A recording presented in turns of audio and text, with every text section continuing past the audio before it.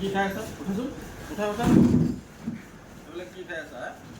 এইবিলাক কি খাই আছা? শিকৰ তোমাৰ বয়স কিমান হৈছে? 12 বছৰ বয়স হৈছে, তুমি এইবিলাক খাই আছা। এইটো খালে যে কেঞ্চাৰ হয়, বেমাৰ হয়, তুমি নাজানা? তুমি আজি মনত কৰি বহা, উঠা।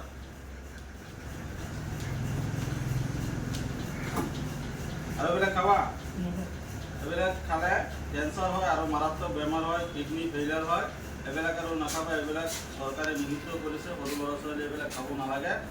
আৰু আজিৰ পৰা এইবিলাক যাতে নোখোৱা, বুজিছা? হয়, নিশ্চয় আপোনালোকে দেখিছে যে সৰু ল'ৰা এটা আপোনাৰ শিখৰ খাই আছে। এইটো আমি এটা সতৰ্কমূলক ভিডিঅ' কৰিছোঁ। আপোনালোকেও আপোনালোকৰ চকুৰ আগত যদি তেনেকুৱা ল'ৰা পৰে, কম বয়সৰ ল'ৰা পৰে, গুটখা খাই আছে বা শিখৰ খাই আছে, আপোনালোকে তাৰ পৰা সাৱধান কৰিব।